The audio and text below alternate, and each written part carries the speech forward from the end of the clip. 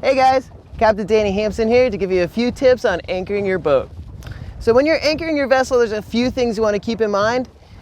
The big two are wind and current. Wind and current are kind of going to be the nucleus of where you're going to position yourself, how your boat's going to lay, and just the whole idea of where you want to be anchored in relation to where you want to be next to. So obviously, there's always a place where you're anchoring with an end goal in mind usually. So once you've determined the wind, the current, the entire scene you take in, then you're ready to drop anchor. When you're dropping anchor, one thing to keep in mind is don't throw your anchor. Throwing an anchor is a term that people even use where you throw an anchor out there, not the correct way to do it. When you throw an anchor, things can get tangled, the Davenports don't lay correct. So what you want to do is hand over hand, release the anchor down to the bottom. Once it's on the bottom, you're going to want to set the anchor.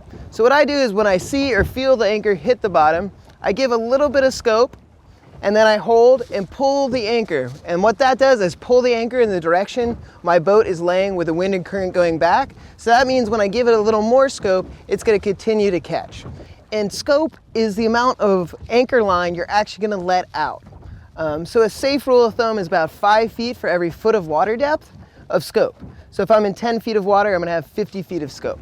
And this is also something to keep in mind when you're first positioning yourself with the wind and the current to your desired location. You know that you're going to want at least 50 feet of scope, so make sure you're at least a certain distance in front of where you want to be anchoring.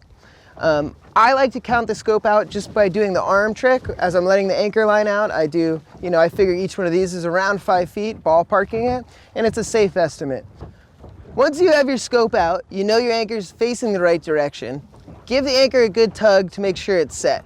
An anchor being set means it's stuck. It's dug all the way into the sand, and it's going to secure the boat from any movement. It's not going to drag. Dragging is when the anchor never sets into the ground and stays on top of whatever surface it's on.